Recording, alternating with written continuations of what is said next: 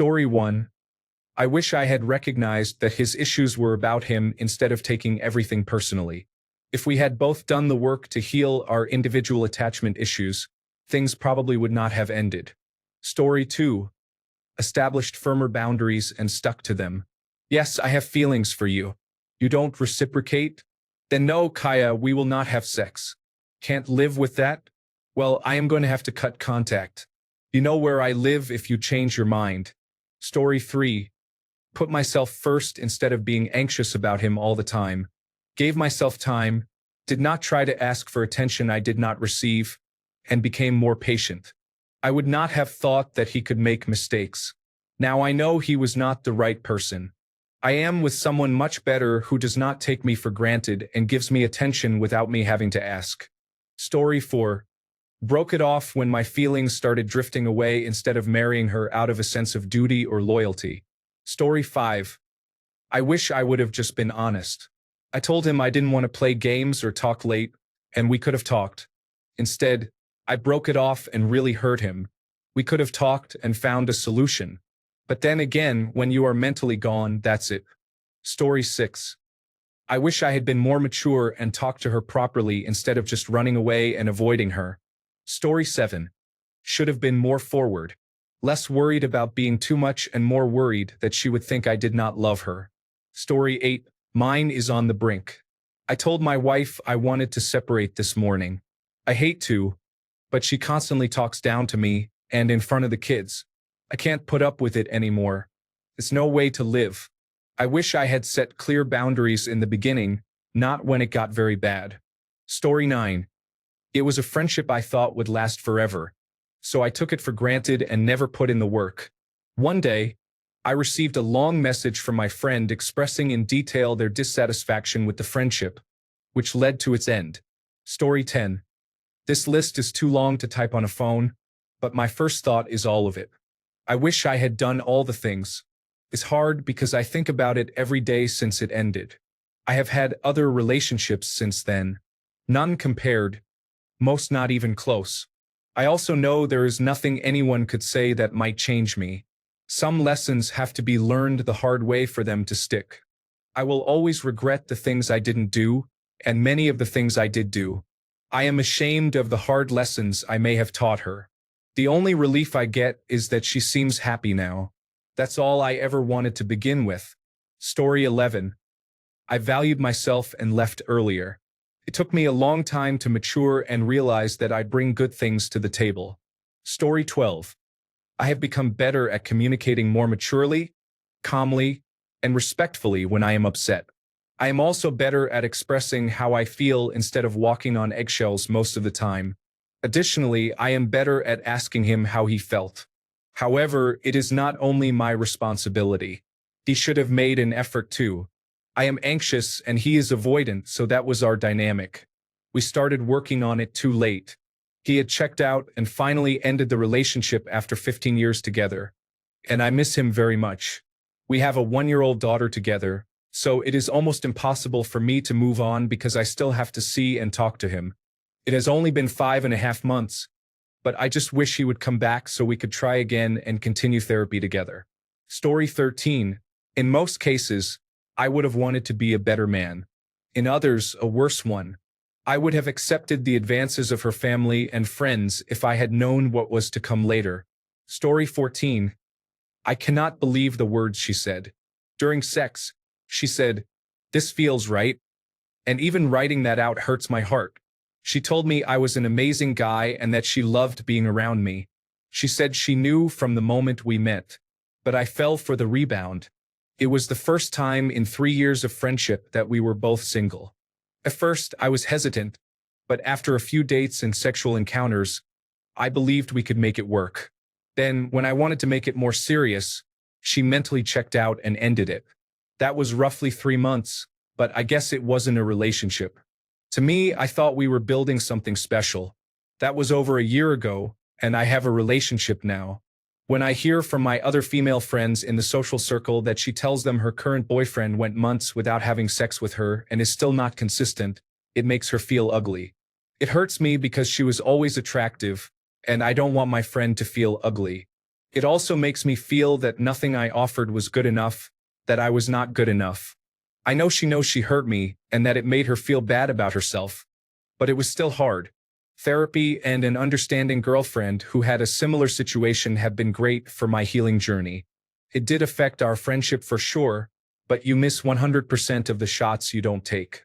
We used to see each other 2 to 3 times a week. Now that she has moved in with her boyfriend, who lives farther away from me, we see each other maybe once a month, if that. We still talk and text.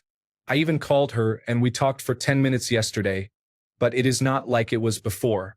I still feel that this situation never really got off the ground, and I wonder if it would have worked, but not everything is meant to work out. I like where my life is now, but when those words and that feeling come back every once in a while, it is just a stab in the heart every time. Story 15. When my first wife had our first child, she suffered from severe postpartum depression. I wish I had recognized how serious that was and gotten her some help. I did not really understand it at the time and did not take it seriously. I think that contributed to the end of our marriage. Story 16. I'm writing this because I just went through a devastating breakup 2 days ago, so I have a lot of thoughts and feelings. I guess what I wish I had done sooner was go through couples counseling together. It wasn't until it was truly over that I really started to unpack the root reason why we were constantly in conflict with each other. It was hard to see past the hurt, but also past the immense amount of love and care we had for each other. I realize now that we were so focused on breaking the toxic communication cycle that we didn't realize it was all spurred on by the fact that we were just incompatible in our place and time in life. I used to believe that because she couldn't commit and communicate a future together, she didn't want to be with me. But now I realize that she just couldn't communicate or commit to a future because she didn't have clarity about what she needed or wanted. She tried to keep giving me what she could, gave me everything she had, but the truth was that she was not ready for the level of commitment that I needed. That wasn't a lack of love or care. It was just who she is at this point in time. I regret believing that lack of decision was something personal to me. I regret believing that if I just tried hard enough or communicated enough, she would give me something she was fundamentally not ready for. I regret making her feel like her lack of clarity for the future made her a bad partner or that she was failing me. I regret continuing a relationship that would never have worked, not because it hurt me, but because it hurt her. I realized so clearly that at the end of the day, we were both so deeply in love. We loved enough to sacrifice things that were so fundamental to ourselves. It was always love. Story 17. My first boyfriend gave me a real nice promise ring from K Jewelers that he had to pay off. After we broke up, I gave it back. I should have kept it. I would have pawned it. Laugh out loud. Story 18. I wish I had reached out sooner. When I was 18, I met a girl at a party and we clicked. We spent all summer together. She went to visit some cousins a couple of states away. I didn't hear anything from her. Couple of weeks passed. She should have been back from her trip. Radio silence. A couple of months later, I ran into a mutual friend and asked about her. She said, "You don't know." I replied, "Don't know what?" She told me she passed away in a car accident on the way to her cousin's. The funeral was a couple of months ago. I was wrecked. I went out to her dad's farm and had a beer with him. We both talked about her. He wondered why I wasn't at the funeral. It has been a few decades. It still hurts to think about. Story 19. I did not listen to my parents before getting married, then got a divorce. So, listen to the people who love you. Story 20. Appreciated everything he would do for me, and I wish I had been more mature and stayed sober. Story 21. Listen better and been more present. Also should have recognized and paid attention to many red flags sooner. Story 22. Honestly, I wish I had had sex with my ex. I was very attracted to him and I wanted to. What we had done up until then felt good. But I had grown up in evangelical Christian purity culture. Even though I had left the church and decided I was agnostic, I could not quite make that leap. I wish I had been able to, so I could have had some good experiences before the bad ones that would come later. Story 23. Paid more attention to what he was going through instead of being so focused on myself. Being a good partner was more about acknowledging my own efforts than actually being a good partner. Story 24. I had to stop responding to this person at a side job. He kept calling me all day and night. I know he was lonely and struggling, but it could have ended better. Story 25. I do not ponder or regret past relationships. I do my best in the moment, and if it does not work out, I just move on. Story 26. Be more honest about my mental health problems and also sat down and talked about some problems in the relationship. I also wish I had been less attached. I got way too attached and it was not healthy for either of us. Story 27. I accepted her offer to get back together. At the very least, I would not have married my ex-wife. Story 28. I wish that I had known more about self-respect and what it truly means. The fact is that I was young and came from a dysfunctional background, so I had very broken ideas about what healthy behavior in relationships looks like. I often questioned my feelings and boundaries, letting my partners manipulate me into believing that I was overreacting or that the lies and bad behavior I noticed were not real or were potentially my fault because they turned it around on me. Ultimately, this led me to stay in unhealthy relationships far too long. The idea of breaking up with some of these boyfriends was crushing because I loved them so much. I gave so much of myself and accepted far less than I should have. I wish someone had taught me what self-respect means, and I would have left most of my relationships within weeks, if not months. Story 29. Do not let the insecurities I had about our status difference get in the way of a good thing. He was successful, had life figured out, and loved me. I was not successful, I was struggling, and could not help but constantly feel like a burden or as if he deserved better, so I self-sabotaged and left. Story 31. I wish I had never gone back after he broke up with me or kicked me out of his house the first time. At the time, I thought I couldn't live without him and got on my knees, begging like a dog. So gross. I wish I had gone to therapy and addressed my inner demons, codependency, intense insecurities, and an extreme obsession with external validation before we got together. I was very much a put up or shut up type with him. I never voiced my wants and needs and kept the peace. I would either hide my feelings or break down, cry, and shut down when he set a boundary. It was usually his tone that hurt my feelings, not the boundary itself. Regardless of not being allowed to bring up concerns or set boundaries with him, my behaviors were and are extremely toxic. It took courage to admit this to myself and others. I truly feel that if I had helped myself before entering this relationship, we wouldn't have lasted long. I am the best I have ever been in my life now, so it all worked out. Story 31. Let my confident inner voice express itself boldly and honestly. Then leave sooner. Stop trying to make it work or bending over backwards to be understanding when that was clearly not reciprocated. Story 32. Prioritize myself and my family before letting him push me away and make me feel alone. Understand that I cannot make them love me. Do not force anything or beg for attention, affection, or sex. I am pretty and should have felt prettier with him. I should not have let him make me feel like a waste just because he preferred others. I am still healing, and I wish I had had the courage to be firm at the first red flag and remove him from my life. Story 33. I should probably be more expressive about my needs and wants and not let him dictate everything, but I was so young then. Story 34. Worked on my anxious attachment and codependency. Realized how much I was adding to the toxicity instead of being stuck in a one-sided perspective that left me unable to see the efforts he was making simply because they did not look like what I expected. Story 35. Not be a complete failure. Listen to her. Be there for her more.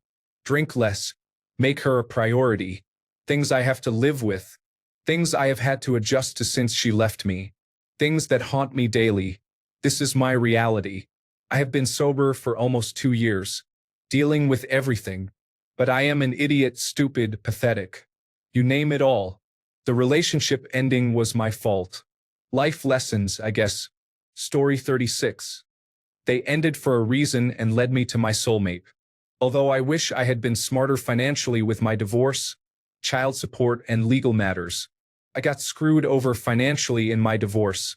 I had major custody but no child support. I divorced while I was a poor college student. Now, I make multiple times what he does and have been able to climb out of the situation. Don't let anybody ruin you financially. He used guilt and false promises as a tactic to make me sign a terrible divorce agreement. Also, if they don't refinance your house, get your name off of it and randomly miss payments without telling you, take them to court sooner rather than later, no matter what, or you'll have major regrets. Story 37. It is okay to be emotionally vulnerable and open with your partner, especially during intimate moments. I never learned how to express my emotions openly despite how much I truly cared. Story 38. I wish I had somehow realized I was depressed. It went undiagnosed for 3 years and slowly broke down our relationship. Story 39. Been nicer. But if I were nicer, maybe he would have tried harder. And if he tried harder, maybe I would not have left. But that would not have made me happier because I really did not want to be with him anyway. I wanted to want to. Story 40. Not noble to admit. She pushed the sexual boundaries even further. She was a total nymphomaniac. Almost nothing was off the table in a way no other woman I have been with has ever been. She let me perform anal every single time if I wanted, could go back and forth between anal, vaginal, and oral sex and let me finish wherever I wanted, including rim jobs. She would give me blowjobs on demand. One time she even said she would drink my urine if I wanted her to. I did fill a cup but could not go through with it. Story 41. My first girlfriend. I wish I had encouraged her more. She thought I was the coolest, sexiest person to ever walk the earth, and she made sure I knew it. I was an interesting-looking type of attractive girl, while she was much more stereotypically Barbie hot. Boys chased her constantly, disrespecting both of us. I also had an attitude that would take an eye out if a guy looked at me wrong. Boys knew better than to come after me, and the ones who did got spat on. I am bisexual, just hated teenage boys.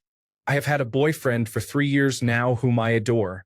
I was afraid to make her feel that her looks were what I valued about her, because while of course I thought she was beautiful, more than anything I thought she was funny and sweet, and she was my best friend. She was a blast. I didn't want her to feel, as everyone else made her feel, that she was only worth how skinny and pretty she was. She was also bulimic, and I just didn't know how to encourage her with my true, all-encompassing feelings, including her beauty, without fear of her hearing that as the main quality I valued, because everyone else only said that.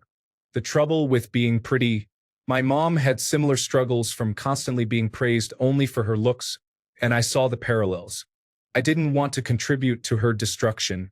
Anyway, I wish I had shown up harder and loved her better, protected her more, and actively challenged those ideals instead of just ignoring them. But I was a 16-year-old girl too. Maybe I can apologize to her. We are still casual friends and have had some heart-to-heart conversations over the past decade since breaking up. I believe she is still bulimic and has clearly continued down the path her mom's laid out for her of prioritizing physical appearance and sex appeal. She was a child model. The 16-year-old in me still loves her, and I wonder every time I think about her how I could have been better, how much I hurt her and how sad that makes me. I left her too. Thanks a bunch for sticking around till the end of the video. Remember to subscribe, and until next time, stay awesome and goodbye.